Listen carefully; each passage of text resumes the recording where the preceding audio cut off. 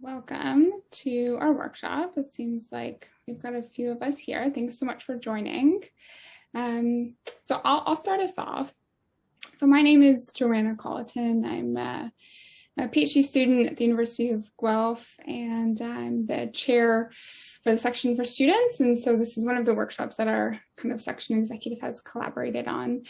So I'm joined today by my colleagues Alejandra Botia and Lana Chu, both of whom are section for students executive as well. And then we're also joined by Glenn Brimacombe, who's the director of policy and public affairs at CPA. So our workshop is how to do the work, advocacy skills for psychology students. Okay, so just to kind of set an agenda for today so that we're all kind of on the same page. So I'll be starting us off just with some definitions just to ensure that, like I said, we're on the same page about some of the terms that we'll be using.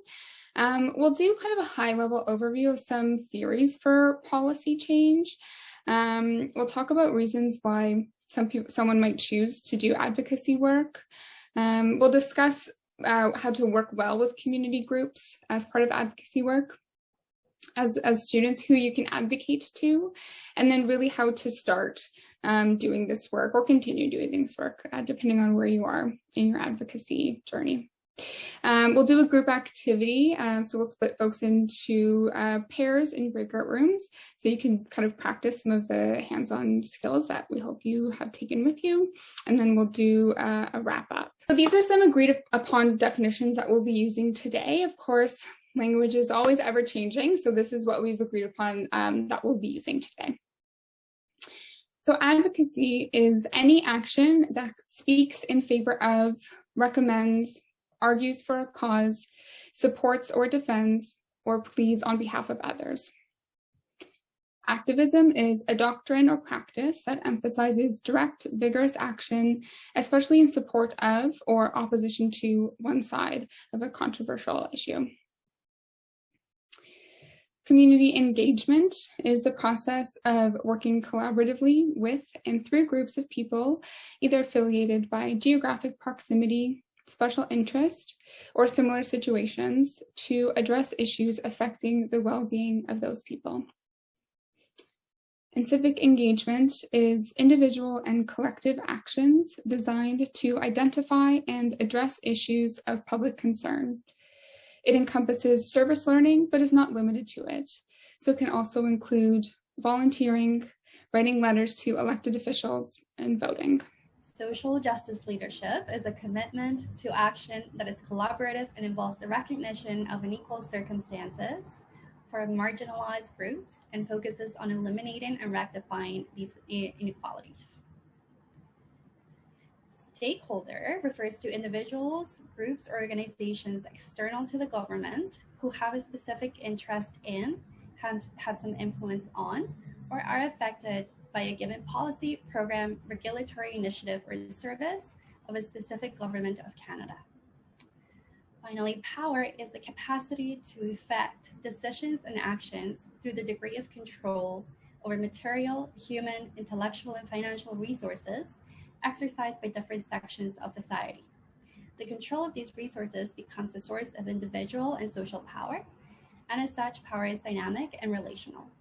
Okay, great. So now that we have some shared language, I thought we'd turn our attention to how to make change. We know that in advocacy, we're usually trying to promote change. In psychology, it's often social change. And social change can be sort of within the spheres of education, healthcare, mental health, immigration, things like housing. So sort of in those social spheres. And that could include things like how to improve access to mental health care, how to reduce the over-incarceration of young Black men, how to improve accessibility to schools. So it really runs the gambit in terms of social changes that you could make. And probably one of the most effective ways to create meaningful and long-lasting change is to create change in public policy. So public policies seems sort of amorphous, it's a big word, but policy is the laws, regulations, courses of actions, or funding priorities that are issued by the government to address social issues at the local, provincial and territorial and federal levels. So really across levels of government. And typically, the higher the level of government, so at the federal level, the more difficult policy changes are to make, but the more impactful they might be. So a broader range.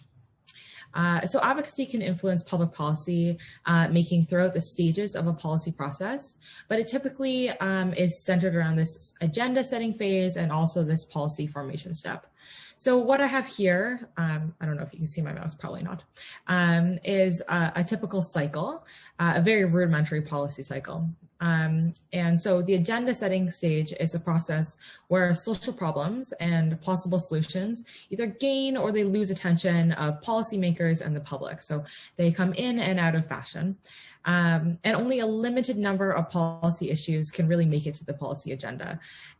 So we have limited resources, we have a limited attention to policies, even though they're probably all important, and only a limited number of those get set to the agenda. So once those are deemed, they make it to the agenda, to the policy agenda, then it goes to the policy formation and adoption. So this is really a process where potential policy solutions are adopted into legislation, or they're adopted by someone into power, and then they're passed through law. Then it moves to the policy implementation, which is really where the policy is executed. And then finally, you move on to the policy evaluation and revision, where policy is evaluated as either successful or effective at addressing a social issue, and if not, what the barriers and facilitators were to sort of making that work, which then goes on to inform the next agenda setting. So if we implemented a policy, didn't work at all, things needed to change, goes back to the agenda. So that is the most high-level version of what public policy might look like.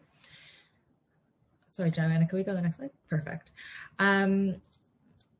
So there are a lot of theories about the policy process, and they are quite theoretical.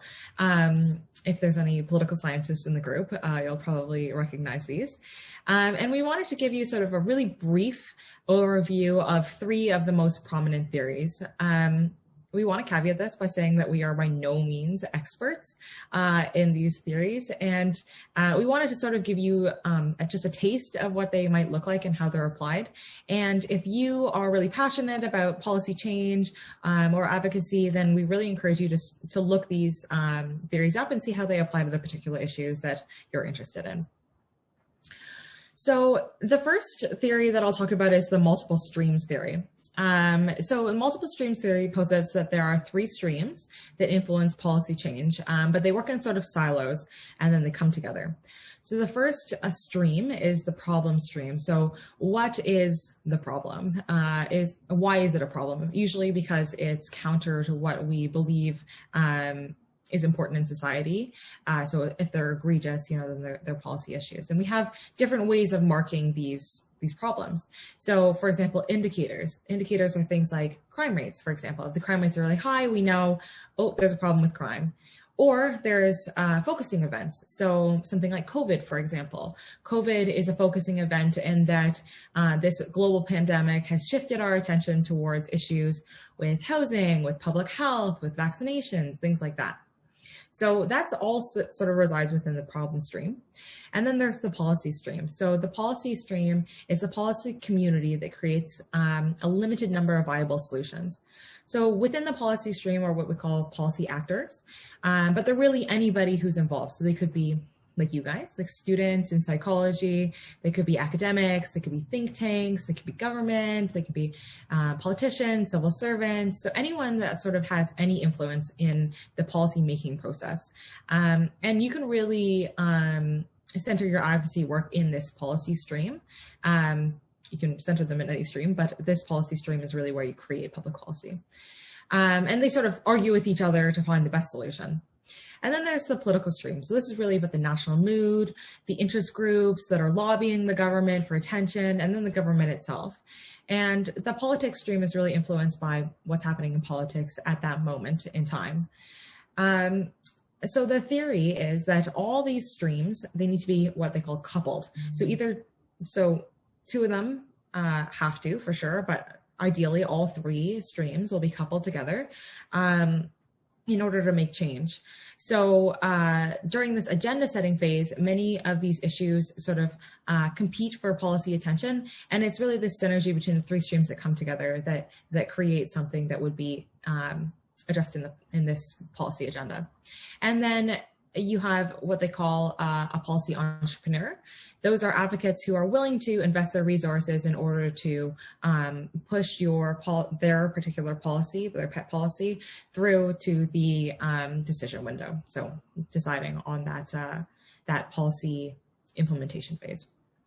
So that seems really theoretical. So I thought I would just give an example of how you could apply that to something more relevant. So for example, the Black Lives Matter movement right now, you could put in the problem stream things like over-policing, racial profiling, police murdering citizens, these sort of problems that are against what we value in society. And then in the policy stream, you have activists, policy entrepreneurs that are proposing things like reforming policing, investing in education, poverty alleviation, and those are sort of different solutions that you might have in that policy. And then you have the political stream, so like who's in power. In the States, it was Trump, and now it's Biden. You know, those are different actors with different agendas, and also context. So we had this global pandemic, everyone was home, scrolling on the internet. The Black Lives Matter movement gained a lot more traction as a result of people being more engaged in social media. So those sort of three streams came together to create this policy window.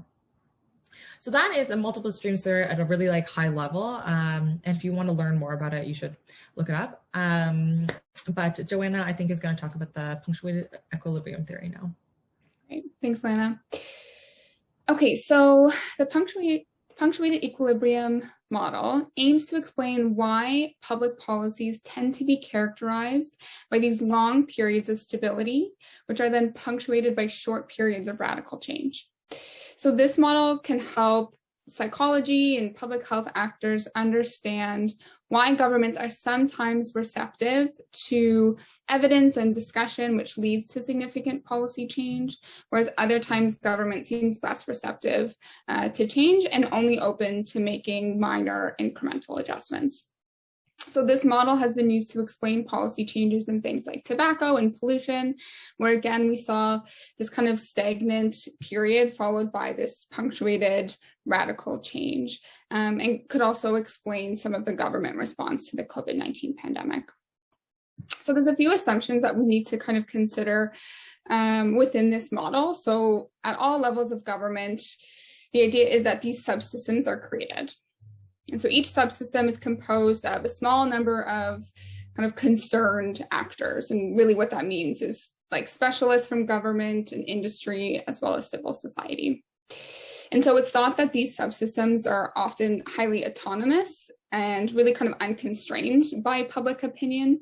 So to protect the autonomy of these subsystems, influential members who benefit from these systems tend to put up these defense mechanisms and barriers to entry that will work in their favor. And that's in order to maintain the status quo. So it's thought that these are highly resistant to change. So a policy's image, or the way that we view a policy, can be either positive or negative. And so a positive policy image typically tends to lead to these small incremental changes, whereas a negative image is more likely to lead to a punctuation or brief but radical change. And so the public might lose interest more in these positive images, but positive image policies, and so because of that, it's thought that a positive image actually protects these subsystems. So opponents of the subsystem, that can be activists and advocates, members of civil society, actually benefit from promoting an alternative policy image. So changing it from positive to negative. And you can do that to mobilize new allies or attract interest of new policy venues. And a policy venue is really just where any decisions are made regarding an issue. So that could be varying levels of government, school boards, regulatory bodies, things like that. So this model depicts these government subsystems as subject to influence from new ideas and from appeals for change from discontented actors like activists and advocates. And once influenced, are able to generate new policies. So there's just a few mechanisms that are available according to this model. So one is to change that policy image from positive to negative, to expand this conflict to include actors who were previously uninvolved, and I'll give an example in a second, and to shop for new policy venues. Again, that's places where we make decisions. So if we're thinking about access to mental health care as an example, so one of our avenues for policy change is to change the policy image. So in this case, we know that media can play a big part in changing the policy image. So we would want to highlight to the media how the current system is not meeting the needs of people needing mental health care. By expanding conflict, our second kind of option, to previously uninvolved actors, that might mean working with folks outside of psychology as well. So that could mean allied health professionals, physicians, social workers, etc., school administrators, things like that, to create a more broader coalition for change. And when we think of new policy venues, so for healthcare, we typically think of, decisions being made at the provincial or territorial level. So a new policy venue might be to go to a different level of government or to the school boards, as an example. So in response to the COVID-19 pandemic, the City of Toronto, for example, is now covering some psychological services for frontline workers. That's one example of where we saw these long periods of kind of inaction or things being stagnant, and then this quick radical change in response to a critical event. Great.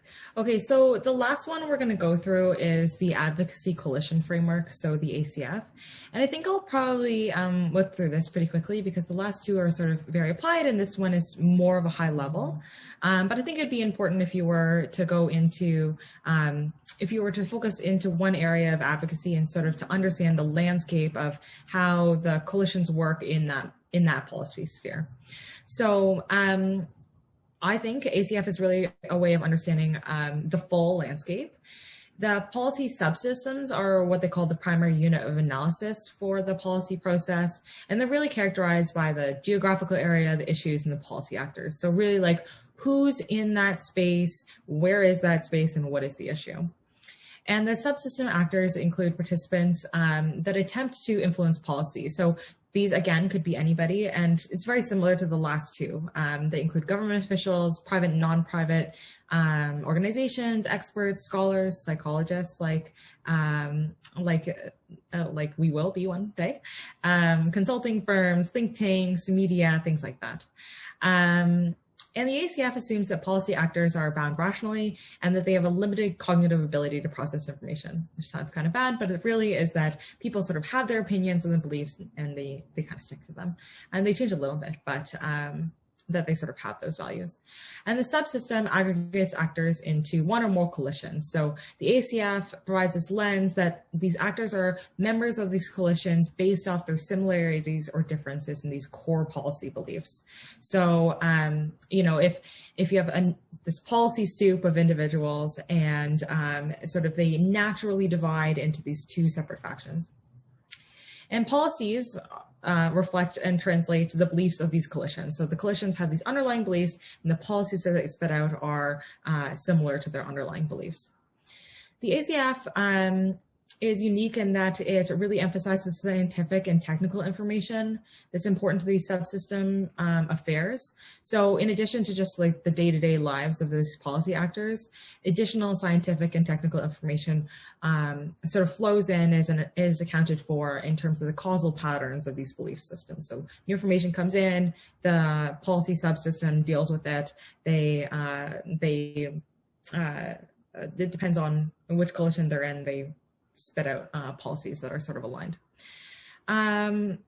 And to understand this policy process of change, the ACF recommends that the researcher takes a long-term perspective, so at least 10 years. So this is why I say that it feels a little bit less applied, but it's really about understanding the whole history of like that policy sphere and sort of understanding where it's going in general. We think about it like winning the war instead of winning individual battles. So that's why you sort of take this higher approach. And the last thing I'll say about it really is that the minor policy changes result from sort of policy-oriented learning, where these major changes come from like shocks to the whole system itself. So the policy change is an interactive process between these competing coalitions, and they're held together by these common beliefs and operate within that policy subsystem. So that's a bit of an overview of ACF, and if you're sort of really interested in one particular area of advocacy, I would recommend looking into the literature with an ACF lens. So all the recommendations for psychology training programs to include advocacy skills are being proposed for the revised accreditation standards. This is not something that psychologists usually learn through their graduate training, and it's not something they often focus in their careers. So there are countless reasons why to advocate. Today we'll just cover a few that are related to psychology. Advocacy challenges us to think outside of the individualistic psychology framework that we've traditionally been learning about and outside of ourselves.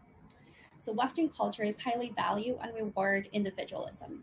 Advocacy challenges this perspective and facilitates our work in psychology and with our community through the core values of diversity, equity, and inclusion and social justice to be able to have the most positive impact on people. Without advocacy, the reach of psychologists is limited to academia. In terms of equitable access to information, this means that knowledge is restricted to a limited number of people in our society. To create a psychology that is truly aligned with principles of social justice and DEI, psychologists and psychology trainees need to develop skills, not just in knowledge transfer, which is the exchange of information between scientists and communities, but also in knowledge translation, which involves learning how to communicate to decision makers and funders as well. Advocacy in psychology means informing and developing solutions to social problems, providing access to mental health care, for example, increasing funding for initiatives that support people, especially marginalized populations. Advocacy can also expand professional options for psychology graduate students and psychologists. Our professional and vocational worlds are in a perpetual state of evolution. Psychology as a discipline and profession is also evolving rapidly. Not everyone wants to or can follow traditional professional paths in psychology. Advocacy also means becoming socially responsive practitioners. Adding advocacy skills to our professional development requires us to also gain skills in the areas of equity, diversity, and inclusion and social justice, thus becoming better equipped to understand and address the needs of diverse populations and develop more inclusive practices. The CPA Code of Ethics also makes reference to the role of advocacy in psychology under its value statements, stating the need for psychologists to engage in advocacy for appropriate change to occur as quickly as possible when structures or policies seriously ignore or oppose the principles of respect for the dignity of persons and peoples, responsible caring, integrity in relationships, or responsibility to society. Section 2.18, Maximize Benefits, also highlights the need to advocate for people seeking psychological services when appropriate. So advocacy is not a dichotomous variable. There are many ways to advocate and many levels of advocacy, creating flexibility and options as to how psychologists choose to engage in advocacy practices. The key point here is that advocacy is a skill that can be learned and developed and that can prove foundational in becoming socially responsible scientists, practitioners, and psychologists. So this is a bit of an aside, but I thought I would introduce this, this concept of community psychology. Community psychology is really a branch of clinical psychology, and it's fairly new. It's a bit of an intersection between public health and psychology. And it's a stream of psychology that utilizes a systematic perspective and promotes collaboration between citizen groups and community-based organizations to create change. So it's dedicated to understanding the individual environmental interaction to bring upon social change, especially for those with limited resources and opportunities. So really focusing on those individuals who are in the margins. So instead of focusing on that sort of middle ring, which is really what you see a lot of times in individual or family or couple therapy, focusing on those individual actors, you look beyond. So looking at the social context and the environmental context, and then often to focus your interventions at those higher levels. So instead of individual therapy, for example, you would do things like developing programs, working with agencies, institutions, and societies to change policies that would affect the individuals. And there's a lot of recurrent themes in community psychology, but one of them is one of the biggest ones probably is prevention. So providing primary, secondary, or tertiary prevention as an intervention instead of a reactionary care. And there's a real focus on social justice, ecological models of understanding people and their environments. Next slide, please. Thanks. So the community psychology model, or many community psychologists operate from an ecological approach. So the Bronfenbrenner framework is a really popular one, but there are many.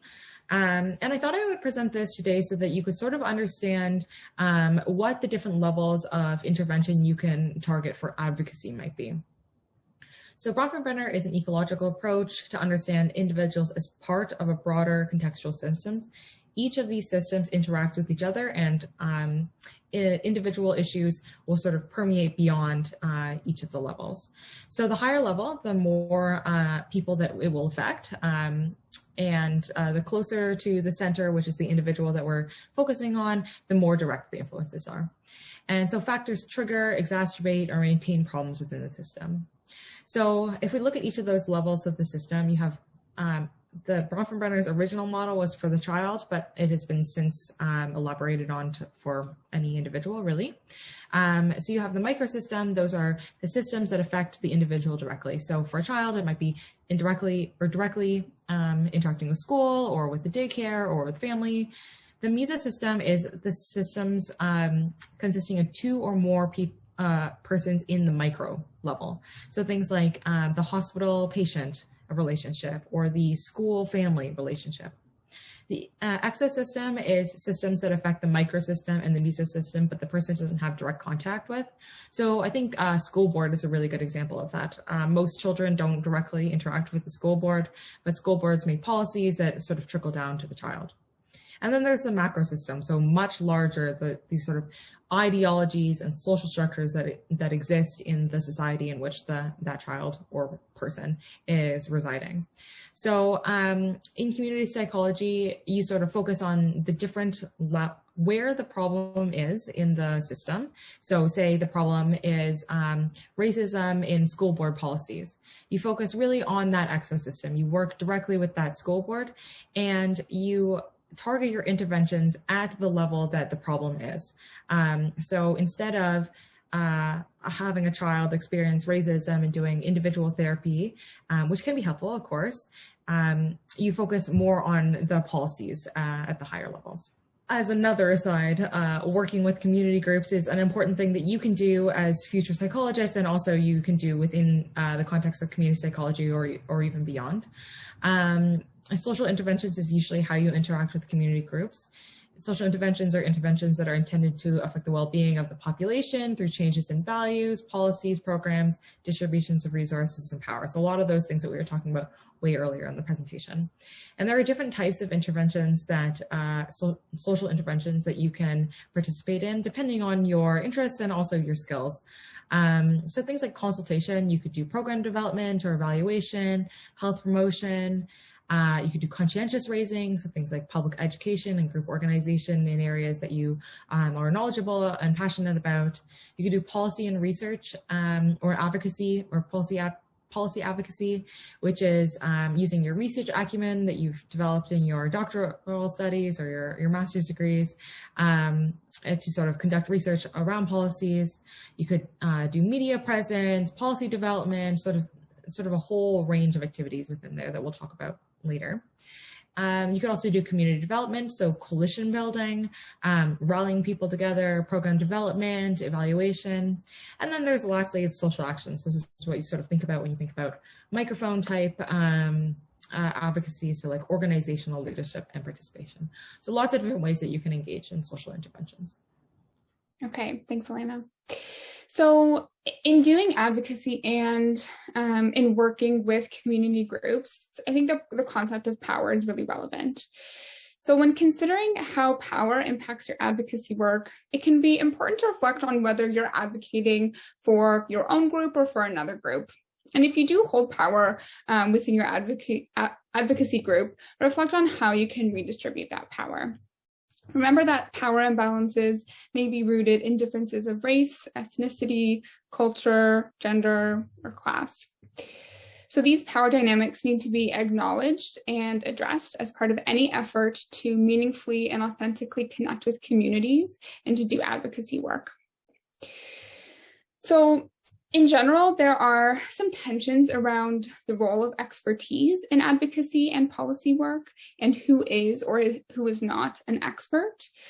So one narrow definition of expertise comes in the form of professionals with in-depth knowledge and experience in policy research and advocacy. So they might have credentials and things like that.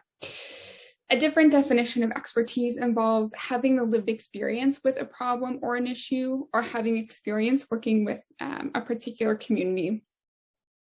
So leaders in government have traditionally tended to weight the former definition of expertise more heavily. And just to note that these groups are not necessarily mutually exclusive. So of course there are research professionals and policy professionals who do work in their domain of lived experience, but traditionally that has actually been more excluded. So if you do consider yourself to be an expert in policy and research, please consider partnering with individuals who have that lived experience in order to kind of share and redistribute some of that power.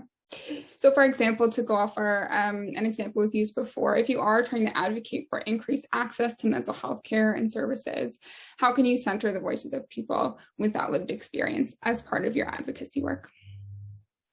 And if one of the methods you're using to do advocacy work is through research, consider research methods that work to redistribute that power. So that might be things like community engaged scholarship or participatory action research. So a key piece of advocacy is to become as clear as possible about the areas that you want to advocate for. Having clarity is a strategy that is going to facilitate the advocacy process and enable you to create concrete goals about what you want to achieve. This can lead to more productive advocacy efforts, and it's also a way to take care of yourself throughout this process. As passionate as we may feel about a number of different areas, at the end of the day, we only have so much energy and resources. Of course, you can advocate for multiple areas throughout your life and even at once, but creating focus can be a helpful start and can keep you going along the way. So I'm going to bring your attention to the diagram at the bottom of the slide. The first piece is really asking the question of what is important to me. Engaging in self-reflection can facilitate gaining clarity. Understanding our values, for example, is an important way of engaging in this self-reflection, as it can enable us to focus our energy toward what we care about the most. Once we have more clarity about what it is that matters to us and what our values are, this can also facilitate the process and serve as a compass directing us toward collaborative action with others who hold similar values and beliefs as us. In other words, who else out there really cares about advocating for the same issue that I do? Finding these people can also really support an idea moving forward. So the idea is to move toward action by aligning our values with initiatives that seek to address issues and injustices in our society. This process really involves zooming in through self-reflection and zooming out, like getting really clear about what it is that we want to advocate for. It is important at this stage, as Joanna was mentioning, to also engage in feedback from others and amplify the voices of those who are being impacted by the issue you seek to address, especially. Once you understand what it is that you're trying to solve, the next step is to take action and develop a collaborative strategy with practical and specific goals, such as creating smarter goals. Your strategy will also entail getting really clear about who you can advocate to. So asking who are the key stakeholders who will be influential in this process. So though this is a linear infographic, it's not necessarily a linear process, so it's important to engage in continuous evaluation, reflection, and readjustment along the way. Always coming back to checking in and engaging in cultural humility so that we can come back to the question of, is this what the people that I am trying and wanting to support actually want and need? Or let's move on to talk about who you can advocate to. And I mean, students, I think, are in a really unique position to advocate to a broad range of individuals and organizations. So you might choose to focus your energy by advocating to your faculty and department, or you might choose like the broader institutional level. Within the field of psychology, you can advocate to your provincial governing bodies. So for example, the Ontario Psychological Association. Within the CPA, the section for students welcomes advocacy from our student affiliates. So we're always really interested in what matters to you and what you have to say. So we have our contact information at the end, and we would always love to hear from you about areas of advocacy that you'd like to get involved in. There's also many other sections as part of CPA and a board that you might take some of your advocacy issues to. At a perhaps broader level outside of psychology, of course, there's varying levels of government that you might consider advocating to, depending on your concern. So that's, of course, municipal, provincial, and territorial, and the federal levels. And CPA can also assist you using the VIPR program, which will be introduced shortly. But before we get into that, now that you've kind of considered your values and maybe where you can advocate to, let's discuss actually how you can start. So connecting with others is a key part of advocacy, both for sustainability of your work and for your own self-care. And of course, we know that the voices of many are louder than one. So connecting with others is really important. So as a student, you might consider working with students in your lab or your department or institution, or work more broadly than that. Again, as the section executive, or that's another opportunity to kind of share your voice and to represent the voices of other students in this section. And of course, you can also, and I would recommend working with folks outside of psychology as well. And so we've touched on a few of those kind of options for actors, including allied health professionals, researchers, people with lived experience, etc. So social media is a really great way to connect with others who are engaged in the same advocacy areas. It also gives you a platform to share your voice and to learn from others with aligned interests. It's also a direct link to policymakers and decision makers who have social media accounts themselves. And it's also great for connecting with people outside of your geographical bounds. So you're not just restricted to kind of your local area, which depending on your advocacy issue may or be more or less important. You might also consider reaching out to local organizations, not-for-profits, and charitable groups. So I've joined advocacy committees of a not-for-profit that I previously volunteered with. So that's how I became kind of exposed to that opportunity. And you can find these in your community. Sometimes they're advertised online, social media, or through volunteer databases like Charity Village. So if there is a coalition who is doing advocacy work, definitely feel free to reach out to that group and ask to participate or join. Don't hesitate to cold call or cold email people doing work that you respect. If you can't find a group doing this work, but you have found that there is some interest, then create your own. So I'm part of a coalition of students called STEP that we initiated last summer in response to greater need from the field of psychology to deal with racism and systemic oppression. And we connected at our institutions and via social media. And of course, work with CPA. So as we talked about, there's many sections that do some form of advocacy work. So, and some of those are split up into kind of special interest areas. So that might be an easy way to find people who are doing work that you're interested in. And then Glenn will be speaking very shortly about the kind of more advocacy arm of CPA, and specifically that VIP program. But just before that, one last thing I'll go over is just some tools for you to consider. So there's really a lot of ways to kind of get your message out there. So some options include writing open letters, signing and sharing petitions that are already in circulation. Education is such an important part of advocacy. So whether that's a social media campaign, presentations to stakeholders and decision makers, canvassing, so going door to door with materials, educational materials. Of course, that's been harder in the last year, but even still, I've done canvassing on the, outside the library with masks, so you can still do it if the weather's nice. Letter writing and meetings with decision makers is another great way, and I know that Glenn will introduce some kind of practical tools that CPA has prepared for its members. And just a final note that the timing of these things can also be really important. So you can consider kind of going off of public discourse and really building on conversations that are already happening.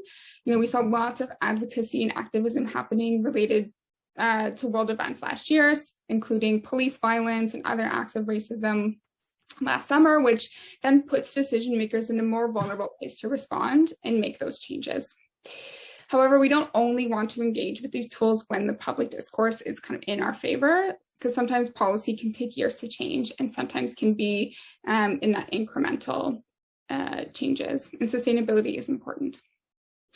Okay, so I'm going to pass things off to Glenn now, who's going to talk about CPA's advocacy programming. Thank you very much, Joanna. It's a pleasure to be here with all of you, and in particular with my co-presenters on the same virtual podium. It's been really interesting listening to the presentation, because it really transitions from the theoretical and academic to the practical. In the last couple of slides, I've spoken to some of the potential elements or strategies or mechanisms that you can contemplate when it comes to advocacy. So I just wanted to take a few minutes to walk through what the CPA is doing in terms of skill set development for members when it comes to advocacy. And some of you may know that in late 2019, the CPA launched the Very Involved Psychologist Researcher, which is the VIPR program. And the intent of the program is about skill set development, either for those that are effectively new to the notion of advocacy, of which many students are, and or those that are mid to late career psychologists who are in practice, who are researchers, and who have become more interested in trying to shape, influence, contribute to the public policy decision-making process. So we want to build critical mass of impactful psychologist advocates by giving you the tools, the strategies, the knowledge, the background that you need when it comes to effective communication, when it comes to the public policy process. All of you are very well educated individuals, but part of the process of dealing with policymakers, and I'm thinking in particular, when you think of members of parliament or senators or members of your respective legislative assembly, language is crucial. And keep in mind, most members of parliament do not have a health background. So when you're speaking to them about a particular issue, it really needs to be framed in a way that is very thoughtful and is user-friendly and understandable in terms of what we're saying. Another important piece that comes with that is really consistency in key messaging. So, generally speaking, policymakers love it when they hear cognitive dissonance from a community. So if there are 5 opinions about a particular issue coming from psychology, it allows them effectively to do whatever they want, knowing that they can divide and conquer, and there won't be enough of a common front to be able to take on their decision-making process. So wherever possible, consensus, looking for opportunities to thicken the voice of psychology, to make sure that we're all singing from the same hymn book, becomes crucial for governments to respond to the solutions that we would be offering. Of course, having the support of the public becomes very important as well. And that's a slightly separate issue as to how we can engage them. And I'll speak very briefly about that. My last point on this slide is and it was mentioned earlier, I think by Alana, is that even though political cycles come and go, and there's only a certain amount of time that issues kind of get in terms of political focus, right now, as it stands, and then we live in a world of COVID, there continues to be a window of opportunity for mental health for all of the right reasons in terms of investments by governments, whether they're federal, provincial, territorial, or even municipal. So that's an important opportunity for not only psychology, but for the mental health community as much as possible to get on the same page with regard to messaging vis-a-vis the solutions that we want to see implemented.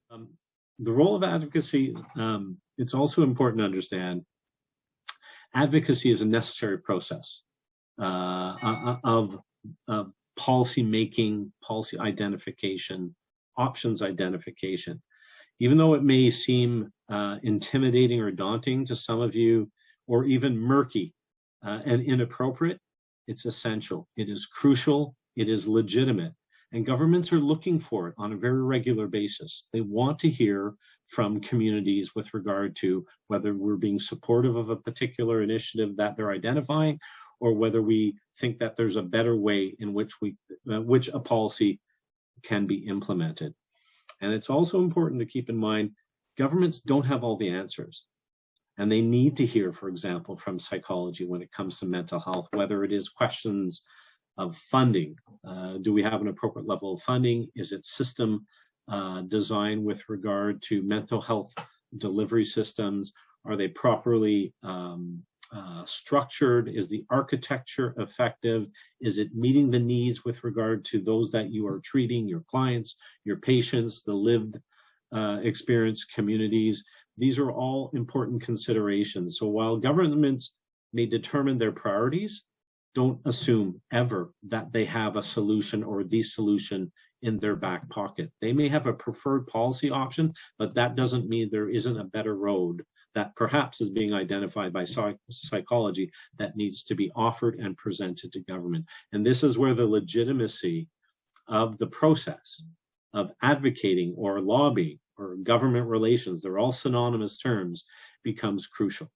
And it becomes even more so important in a world where, if we do have thoughtful policy solutions, how do they align with regard to where governments, the context in which governments are governing and their agenda and priorities? So in a world where governments may be looking to cut budgets or to realign priorities and to reduce, for example, where we are in terms of our debt position, how does that fit in a world where we may be coming and asking for a significant investment in terms of public resources into a particular area? So there's always issues of framing an issue that become absolutely critical. In a way, it's like a jigsaw puzzle that you want it to interlock very neatly and seamlessly into the thinking of government as to how they're approaching a particular area. Underneath all of that, we also want to make sure that CPA is always positioned as a go-to solutions-driven organization. That when we speak, it's like the old commercial, you know, and all of you are too young to remember, but when E.F. Hutton speaks, people listen. And I always use that because it really, it's a very easy visual for me, but it's really important that when CPA knocks on a door and wants to meet with a minister, be it health, be it justice, labor, or meeting in the Prime Minister's office, we want to use that time and we want to expend that capital very wisely with regard to meeting with high-placed people in government who can influence decisions, that we have something to say that's meaningful. So when I think of the legislation around conversion therapy, Bill C6, we have been consulted and actively sought out by the minister. We have met with senior politicians and senior bureaucrats to talk about the views of psychology with regard to the concerns around, obviously, conversion therapy. When it comes to medical medical assistance in dying, it becomes crucial that, again, that the views of psychology be incorporated and be tabled, so that when decision makers are looking at the legislation, the regulations, and more recently, the pulling together of an independent expert advisory committee, that there's an opportunity for us to make sure that our views are being effectively considered. Think around questions around access to care, timely access to care, and expanding the public purse to cover psychotherapies.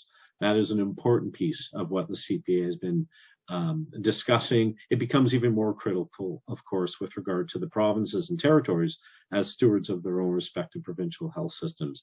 But clearly there is an assistive and supportive funding role that the federal government can play in helping the provinces and territories accelerate the innovations when it comes to improve access to care for mental health services. And then the last example is research. Many of you will know that there are the tri-councils, the Canadian Institutes of Health Research, the Social Sciences and Humanities Research Council, and the Natural Sciences and Engineering Research Council of Canada. They're the dominant funders of research in this country when it comes to the public purse. And they are all federally funded. So we, again, have a voice to work with them to ensure that they understand the value and importance of mental health research and psychological research, and why we would like them to actually enhance the overall pool of funding when it comes to research and science.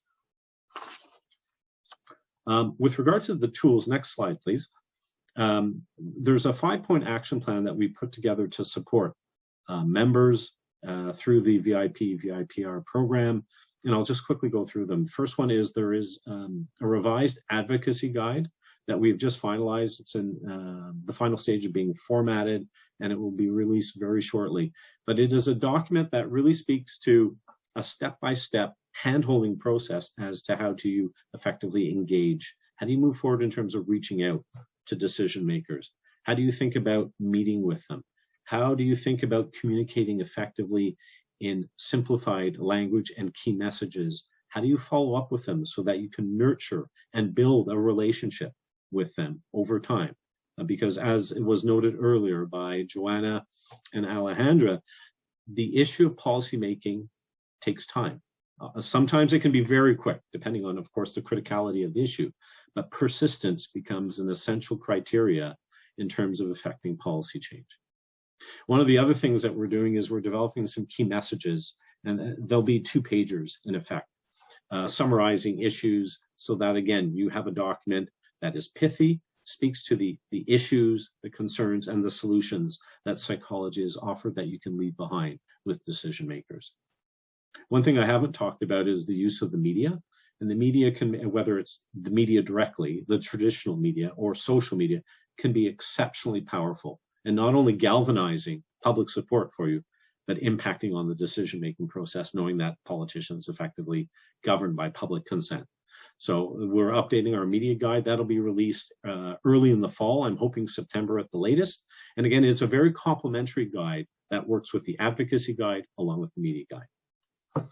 One of the other elements is a lobby day. And this is an opportunity to speak truth to power. And it's also an opportunity to get as many members meeting with their own local MPs and building relationships. And that is one of the keys that we're working on with the VIPR program as a first step for all members, is to get them connected to their local member of parliament.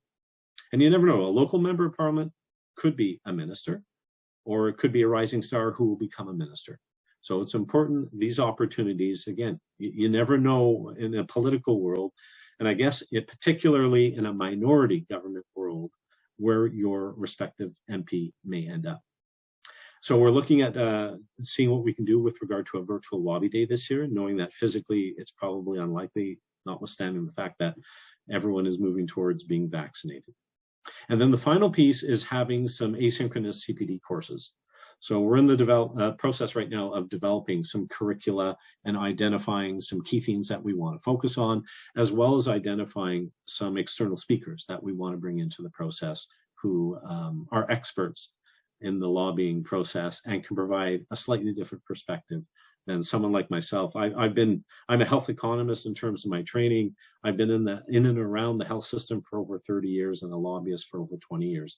But it's important to hear other voices with regard to how they do their business when it comes to advocating or lobbying for change. So with that, I'll stop. I'm happy to answer any questions or comments that you might have. But you might also want to reflect with regard to where your advocacy interests lie, and that really speaks to the breakout group session that we just had previously, and then how CPA can support you. So in lieu of that updated media guideline, I did want to give you all just a little bit to kind of go with today, because talking with the media is a really important advocacy tool. So a couple of opportunities include, so speaking with reporters, either you reach out to them to pitch a story, or they reach out to you if they know you're an expert in the field. You can write your own op-eds, which would require a pitch to an opinion editor, meaning a very brief summary of kind of your main point. You can go on podcasts. I know the CPA now has a new podcast up and running, so there might be some opportunities there. And just some kind of brief points for speaking with the media. So firstly, you want to know the difference between what speaking on background is, which is really just them getting research for their story. So you wouldn't be kind of quoted in that case, versus speaking on the record, which is the situation where you might be quoted. You want to be prepared to speak with them. So you would usually have an idea of kind of what the topic is before you actually get on the phone with them. You want to use lay terms. So I know we're all burgeoning academics in some way, but we want this to be friendly to journalists who might not be total experts in the area that you're talking about. You're going to be the expert. So you want to make sure that both they have a clear understanding of kind of what you're getting at, and that they can communicate that to their readers. Be aware of short deadlines. Journalism works very different than academia, where we work on a study and it comes out like 2 years later. They will start a study or start a paper, an article, and probably finish it the same day. So if you get contacted by a reporter early in the morning, they're probably filing at the end of the day. So don't dawdle if you do want to kind of engage in that. Be aware that you might not actually make it into the story. Usually speak with several people. So that sometimes that can be the case. Of course, you only want to speak to your expertise. I feel like that speaks for itself. Also know that you won't be able to see the final product before it's published. So typically that's the protocol for most kind of major publications. If you are pitching a story to a reporter, know what their background is. So you don't want to go to a criminal, justice reporter on like a totally unrelated issue. So for psychology, you might consider going to like a health reporter or something like that. But again, don't assume that they always know the intricacies of your issue. So be able to use lay terms to kind of spell that out. And if you do get kind of a cold email from someone, definitely feel free to research them a little bit, Google them, check their credentials before speaking with them. Okay. I think we only have a few minutes left, so we were going to do an activity. Alana, what are your thoughts on this? Yeah, I think I'll just maybe explain the activity. If people want to take a screenshot of it, they can sort of engage with it on their own time if that's something that is interesting. So the idea for this is really to understand basically what your advocacy passion is, and then where to advocate to. So I'll ask you to take a screenshot, and then just think about that values sort activity. Think about the things that you're really passionate about and that you have expertise on. And then use this Bronfenbrenner model to identify, who the target is in the middle. So say it's access to mental health care. So you have, adults with depressions, you have those right in the center. And then you think about all the micro, meso, exo, and macro systems that might be targets for interventions or for tools. And then identify the sort of intervention and tools that you would use at each level of the model. So really focusing on where you think the issue lies, and then which of the tools and interventions that we talked about today and where they would apply. So I think this is a good exercise to leave with you, just to sort of think about on your own time, even just drawing out the model and sort of trying to figure out where you might fit in. Just looking at time, I think that I'll leave it at that. Okay. So we wanted to bring attention to the topic of self-care. It is such an important piece of the advocacy process as well. I'll highlight the term advocacy trauma. So it's an umbrella term to describe mental health conditions related to working in crisis, emergency, and trauma-focused settings. Anyone can experience it, but helping professionals are especially at risk because of the high stress nature of the work, limited resources, high levels of empathy, and frequent exposure to trauma. So advocacy trauma includes emotional, physical, behavioral, and cognitive symptoms. It is also treatable and preventable. So as you develop your plan and strategy for advocacy, it's really important to also intentionally craft a unique self-care plan that is going to sustain you and allow you to show up in your life and in your work in the ways that you want to. So in interest of time, we'll invite you to check out a couple of resources that I'll put in the chat. And one of them was the student section also hosted a self-care and wellness for students during the COVID-19 pandemic. It was on June 11th, but you'll have access to the recording until December. We'll invite you to check it out as well, as it has some tools and specific resources to engage in self-care practices. So we'll leave you with that.